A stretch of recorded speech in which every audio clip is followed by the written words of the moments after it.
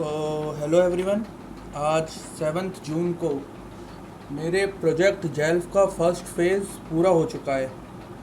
Basically इस जो phase में मैंने जो चीज़ें नई ज़्यादा सीखी हैं, कोड करना बेसिकली इस फेज़ में कम था, क्योंकि इस फेज़ में डिलीवरेबल में ज़्यादा कुछ था नहीं। मुझे बस एक टर्मिनल बेस्ड कंट्रोल्ड जेल्फ का मुझे बस एक वर्जन बनाना था जो वेदर को क्या कहते हैं, वेदर फेच करे किसी भी लोकेशन का, जो भी लोकेशन उसे प्रोवाइड करूँ।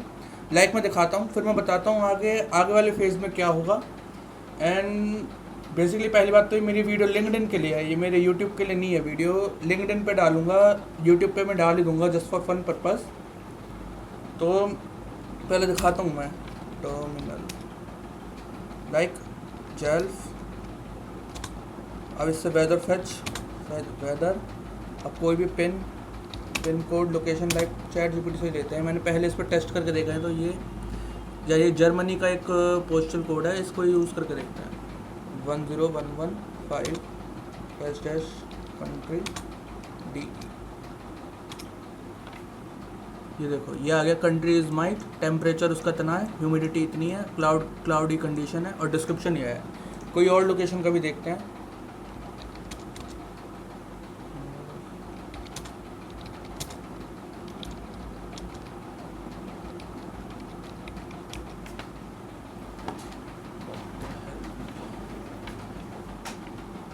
देखो कुछ और लोकेशंस किसने दे दिए, इनका भी करके देखते हैं। देखिए shelf weather pen 10001 US dash country US। City is Weehawken, temperature is 20 degrees, humidity इतनी है और इतनी। और ये सब मैं होम डायरेक्टरी में हूँ, पॉइंट टू बी नोटेड में भी होम डायरेक्टरी में हूँ। यानी मैंने अगर जेल्फ को मैंने बनाया है तो मेरे को अपनी जी शार्सी फाइल में मैंने एडिट करना पड़ा होगा। मैं अपनी जी शार्सी फाइल भी दिखाऊंगा अभी। लाइक बहुत सारे हैं, इनको सबको तो टेस्ट नहीं कर रहे। लाइक स्कोर करते हैं ज्यूरिक वाले को 8001 ऊपर से ही कर लेते हैं ना। हाँ, ज्यूरिश CH 8001 सिटी ज्यूरिश, जो भी नाम है। 21 डिग्री टेम्परेचर है, ह्यूमिडिटी इतनी है, कंडीशन ये है। इस फेज़ में बस इतना ही था कि मेरे को जेल्फ को बस वेदर फेच करना आना चाहिए था। मुझे बस वेदर फेच करना था जेल्फ से। सेकंड फेज़ में मैं दिखाता हूँ सेकंड फेज़ का मेरा क्या है। ओपन सेकंड CD पर डायरेक्टरी चेंज कर लेते हैं ना, कोडिंग भी ओपन प्रोजेक्ट जेल्फ सिलेबस लाइक। ये देखो पहले फेज़ में पहले फेज़ का डिलीवरेबल हो गया है पूरा। सेकंड फेज़ में मुझे एक मल्टी थ्रेडेड C++ डेमॉन बनाना है, जो मेरे मेरे M2 के हार्डवेयर को मॉनिटर करेगा। लाइक इसमें थोड़ा ये हार्ड है, क्योंकि इसकी आप डिफ़िकल्टी भी देखो, इसकी 35 थी पहले फेज़ की और सेकंड फेज़ की 60 है। ये थोड़ा हार्ड है और इसमें सिर्फ C++ का यूज़ करूँगा मैं, सिर्फ C++ प्योरली C++ बेस्ड है वाला फेज़ जो है।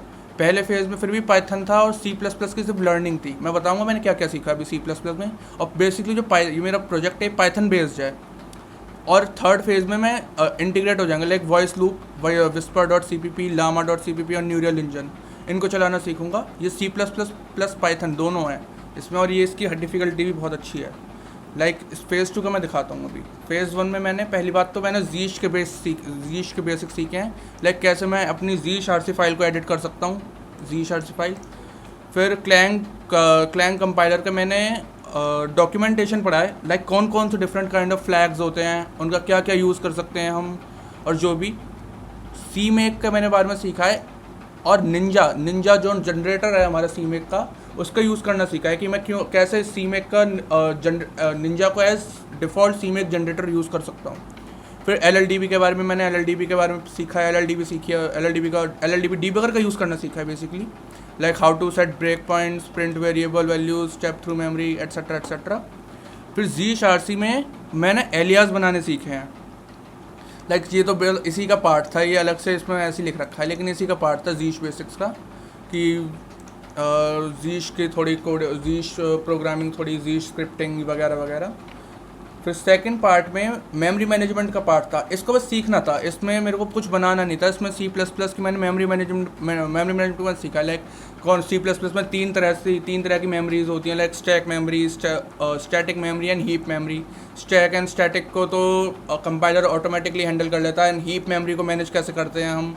फिर resource allocation is initialization, that is RAII के बारे में सीखा है मैंने। फिर मैंने डिस्ट्रक्टर का यूज़ करना सीखा है, कॉपी कंस्ट्रक्टर, क्लासेस को और डेप्थ में समझा है, एट्सेट्रा एट्सेट्रा। फिर इसका स्टेप 3 में थोड़ा सा DS आता है। फिर फोर्थ स्टेप में मैंने पाइथन का सीखा है। पाइथन का लाइक मुझे कुछ पाइथन 0 से मैंने सीखी है इसमें, क्योंकि पाइथन मुझे नहीं आती थी, पाइथन मैंने सीखी है इस स्टेप में।